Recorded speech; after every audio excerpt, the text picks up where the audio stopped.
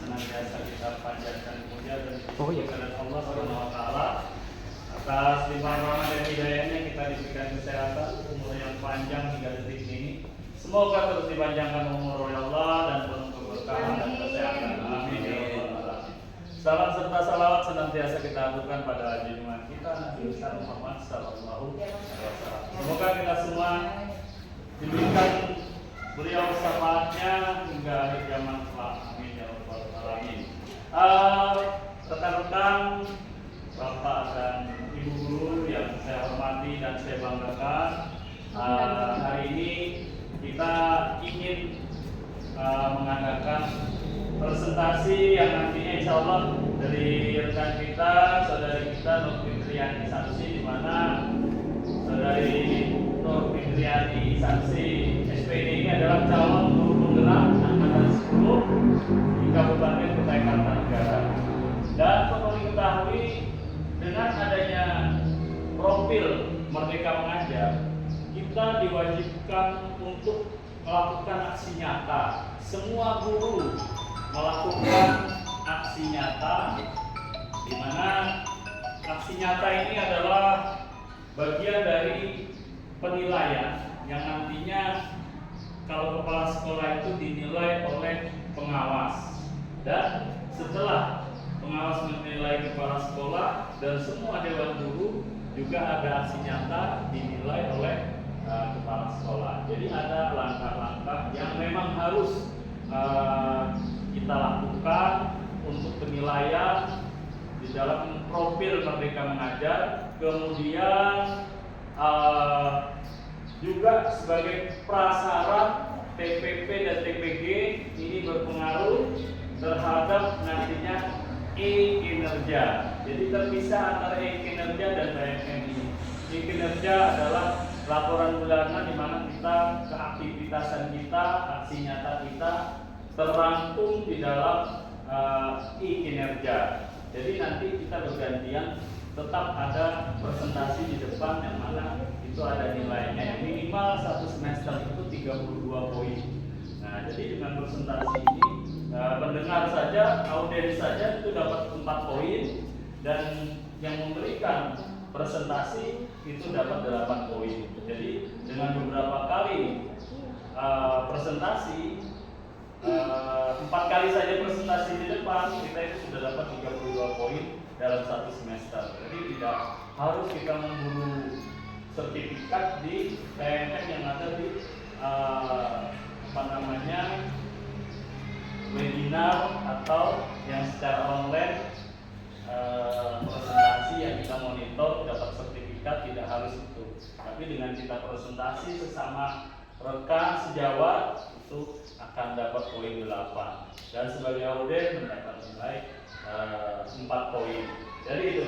Nah, di sini memang sangat dianjurkan kita di dalam satu satuan pendidikan itu diharuskan mempunyai komunitas belajar. Ya, kita inilah komunitas belajar yang selalu sharing, selalu mencari solusi-solusi, mencari kemudahan-kemudahan atau secara kreatif, inovatif kita lakukan dari masing-masing rekan sejawat ini, sehingga secara kontinu terus-menerus kita selalu meningkatkan kinerja kita di dalam budaya positif. Budaya ini adalah menjadi kebiasaan, membudayakan hal-hal yang positif. Tapi ada yang di kelas juga itu apa tadi namanya?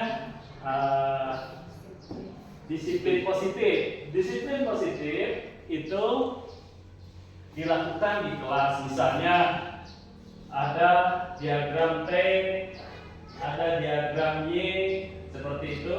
Nah, yang sini hal-hal yang negatif yang harus dihindari, yang di sini hal-hal positif yang harus dilakukan oleh siswa-siswi kita. Kita bertanya kepada siswa kita apa yang seharusnya tidak dilakukan di ruangan kelas ini.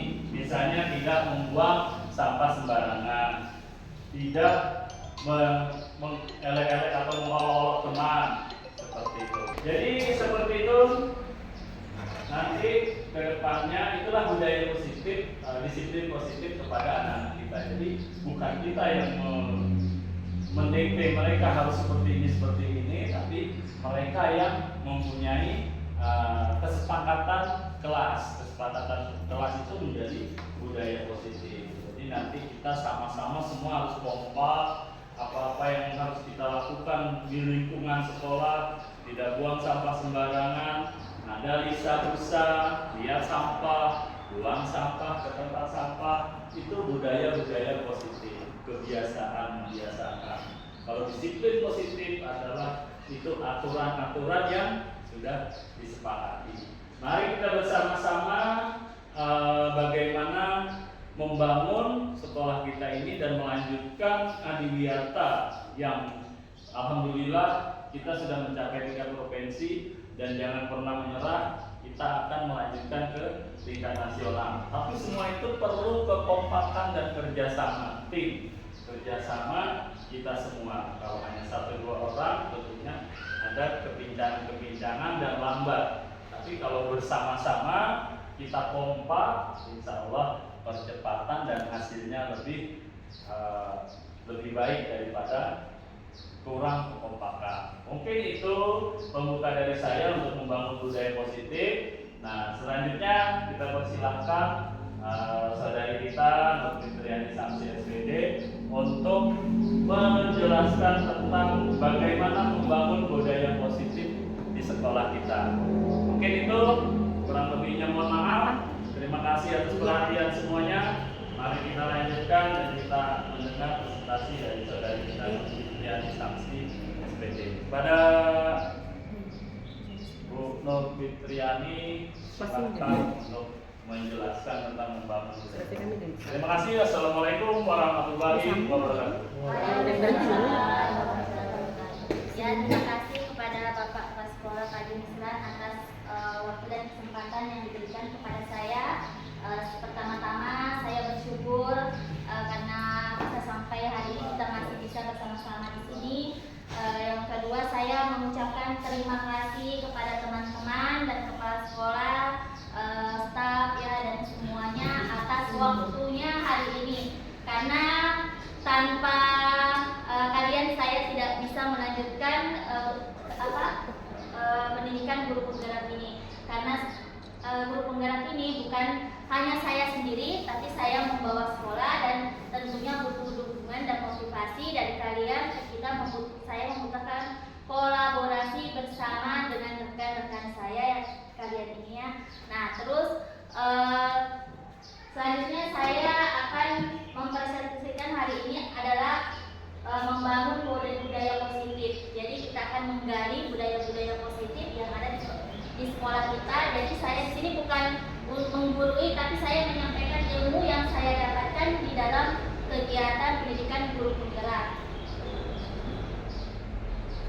Jadi dalam presentasi saya di sini isinya ada 6, yaitu ada disiplin positif dan nilai-nilai kebaikan, ada teori motivasi, hukuman dan penghargaan, ada keyakinan kelas, ada kebutuhan dasar manusia, ada 5 posisi kontrol sebagai guru, dan penerapan segitiga restitusi yang bisa kita nanti terapkan di dalam kelas maupun di dalam sekolah kita ini secara umumnya. Jadi yang pertama adalah perubahan paradigma.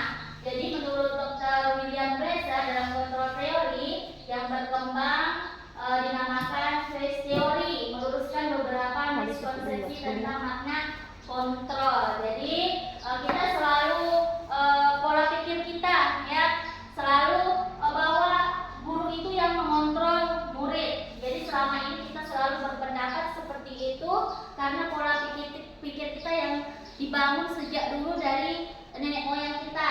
Nah, ternyata tidak ya, murid itu bukan yang mengontrol, tapi murid itu adalah seorang manusia juga. Jadi dia bisa mengontrol dirinya.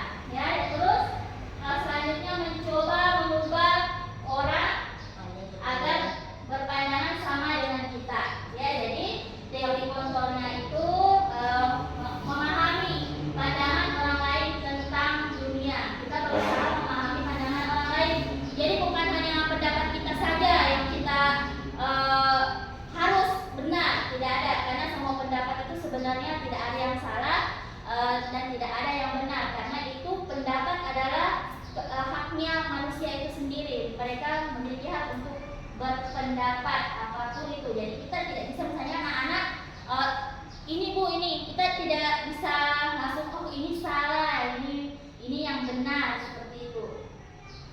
Terus perilaku buruk dilihat sebagai suatu kesalahan. Nah, ternyata saya juga baru belajar, ternyata melakukan kesalahan itu adalah hal yang wajar dalam guru penggerak. Yang dulunya kalau anak salah, udah kalau kamu salah itu pokoknya jelek sekali, ya kan? Rasanya seperti kalau saya sih nggak tahu kalau bapak ibu di sini mungkin apakah seperti itu juga. Kalau saya kalau salah udah jadi betul ini orangnya ya, padahal tidak. Jadi semua perilaku yang ditunjukkan oleh murid kita itu baik buruk, baik jelek atau apapun itu, rewel, marah, benci, kecewa, dia ternyata memiliki suatu tujuan. Dia ada tujuannya. Kenapa ini anak-anak kok berperilaku seperti ini? Jadi mereka memiliki tujuan. Ada di situ hal yang tidak terpenuhi di dalam diri siswa kita. Ya makanya dia berperilaku buruk ya, atau berperilaku baik.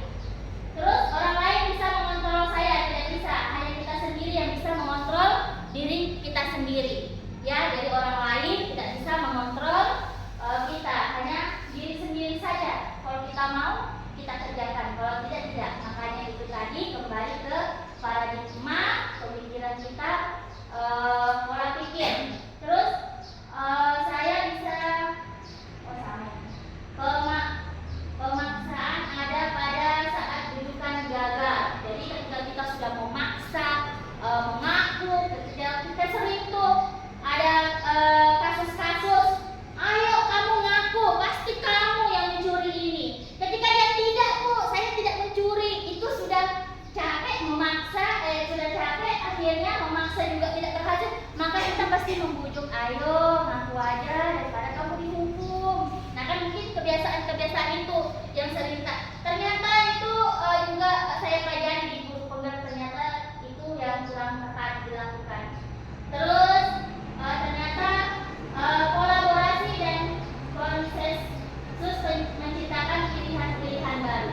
Jadi dengan kolaborasi, dengan diskusi, maka kita menciptakan hal yang baru. Maka hal itu yang paling penting yang saya pelajari adalah kolaborasi. Kalau berdiri sendiri itu kalau sukses sendiri itu hebat, tapi kalau sukses bersama itu luar biasa. Itu prinsip kami di guru penggerak. Jadi saya tidak bisa berdiri sendiri. Saya harus kolaborasi dengan kepala sekolah, kolaborasi dengan rekan sejawat, kolaborasi dengan staf, bahkan berkolaborasi dengan orang tua siswa maupun siswa kita sendiri di dalam sekolah.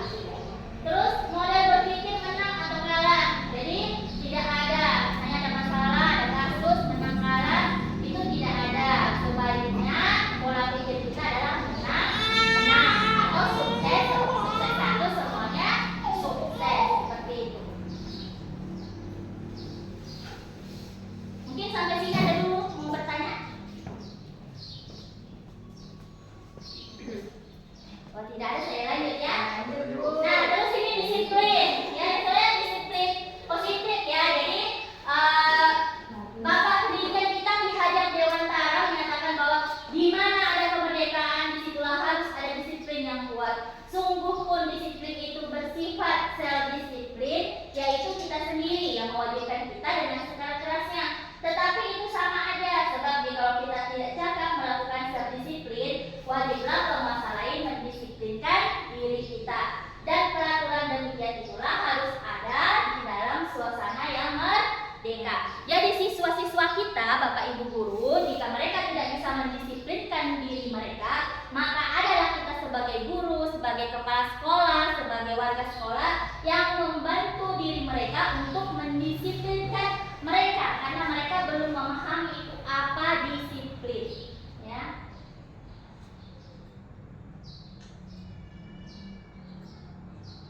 Motivasi perilaku manusia. Nah ini Bapak Ibu guru yang harus kita pelajari dan paling penting di dalam pekerjaan kita, yaitu sebagai guru kita harus memahami